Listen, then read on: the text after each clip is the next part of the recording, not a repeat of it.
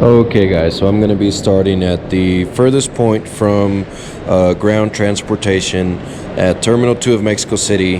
This is the Aeromexico Terminal or International Terminal, and I'm on the bottom floor. So ground floor, starting at the furthest point from ground transportation. I will do a walk around. I'll go on one side and try to talk as I go, and then come back. So I'll do a full loop of the ground floor for you guys to get an idea of what's available on the ground floor. After that, I'll do another video on the first floor and do a loop around there, and even outside of that immediate area there's some shops I want to show you. But first, let's do this ground floor. So let's begin. So there's restrooms and elevators right here where I'm at, and they go to the second floor, to the restaurants, to the fancy restaurants. So immediately, as you can see, this is a very open space, and it's usually not as empty as it is now, so this is kind of lucky that I get to walk around with it being kind of empty. Right here where I'm facing are the international arrival gates. So usually you go through customs and immigration, and you're going to exit these gates where those officers are with the orange hats. So you're usually in the middle of the bottom floor terminal, and as you exit, you'll see a lot of cab services. There's all kind of cab services here to go all different kind of places in the city. And if you make an immediate right after exiting the international section, you will actually see some restaurants.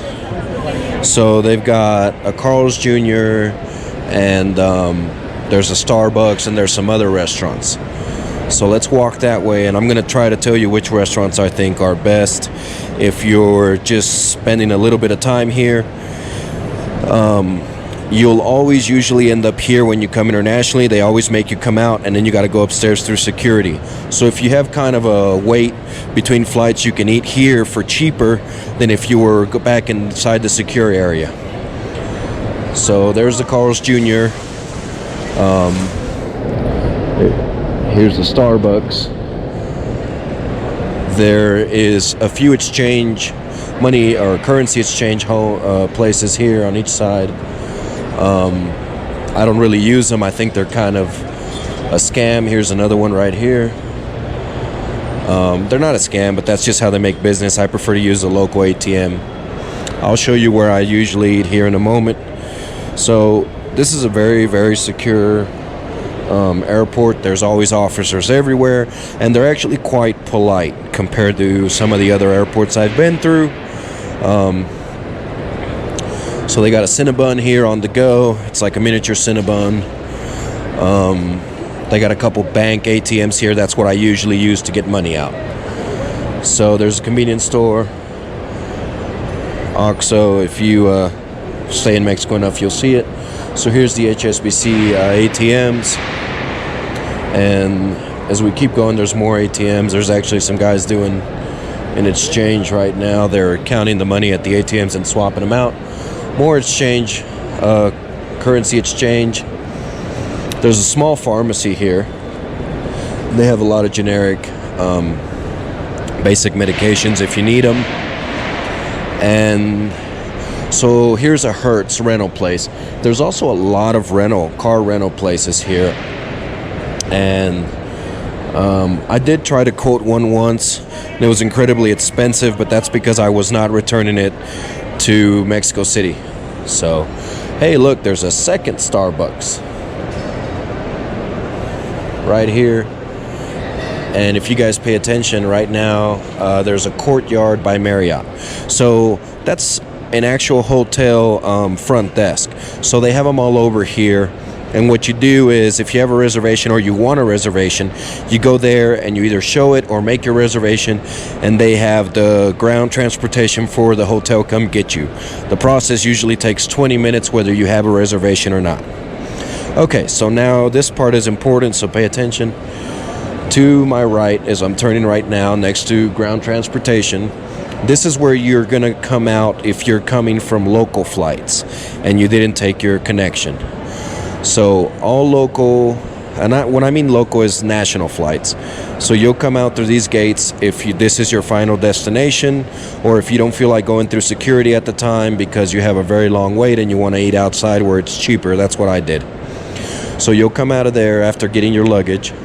There's a lot of car rental places here.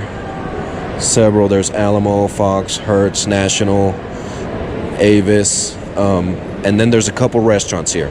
So the first one there is Casa Avila. That's a very high-end restaurant, and it's very good from what I've heard. I haven't eaten there because they take a little while to prepare the meals because they're a higher quality meal. My favorite is right here, wings. Anytime you guys find a wings at a Mexican airport, eat there. It is incredibly cheap. They are very fast. They're very serviceable. And it is really delicious, authentic, very authentic Mexican food for a chain restaurant. I'm surprised how good the food is. So right now, if you see, there's a sign that says, if you're short on time, they have a 15-minute menu. So they deliver the dish in 15 minutes for you to eat. So that's pretty good in my opinion. I've eaten here several times. It's really delicious. There's one upstairs as well. So now let's do a quick roundabout. So we're going to go back, but on the opposite side. But first, let's look at ground transportation. So as you exit the Mexico City bottom floor, you're going to run into what is the ADO. So this is the ADO. So if you're going somewhere close like Puebla or something, it's probably better to take the ADO than to try to fly there. So this is where the ADO terminal is. That's the bus station. And actually on top of the bus station, there's a pod hotel. And I think I did a section on it for Retire in Mexico. So I'm not going to go into details with it. I'm just going to show you where it is. But right here where it says I Sleep on top, if you go up these steps, it's a pod hotel, and usually it's $35 for 24 hours. And it's a really great deal because it's cheaper than pod hotels that are stateside. And you get the 24 hours and you can put your stuff in a locker. And actually, if you have a really long layover, like more than 12 hours or whatever, you can go downtown and leave your stuff in a locker there and it'll be safe. So, all right, so that's ground transportation on the first floor. Basically, it's the bus station, and there's that I Sleep pod hotel. So we're going to go back to where we started, but now we're going to go on the opposite side so we can see a little bit more about what's going on there. So there's the Wings restaurant, really great place to eat. Now let's head this way. So there's some payphones here. I don't even know if they work. It looks like they do. They use cards. So you can buy a card from most of these stores around here. Actually, this one says it takes your credit card. So there you go. If your phone doesn't work for whatever reason and you need to call your local hotel or family member, whoever's picking you up, this one takes American Express, Discover, MasterCard, and Visa. So there you go. Now you can make international calls in Mexico City. All right. So I'm going to go to the opposite end of where I started, and there's also restrooms there and an elevator. So both sides have restrooms and elevator. And something I want to tell you guys, the restrooms here are incredibly clean. There's actually a guy in the men's restroom at all times on watch waiting. And if you use the restroom and you come out, he'll check the stall before he lets the next person in, and if it's dirty, he'll do a quick wipe around. I usually give him $1. I don't see a lot of people tipping them, but I'm sure someone else does. But they do a really great job, and that restroom is always clean, even cleaner than American restrooms at airports. All right, so let's start our walk. So we're going back to where we started, and right here there's a Volvo display. There's always some kind of car display here, and it's usually high-end cars, of course, because it's a international airport. So over there's the Mexico City letters. If you want to take a selfie, you can. A lot of people take pictures of it. So here's more car rentals, and there's more hotel front desk. So here's the Riazor, We Hotel. There's a 7-Eleven.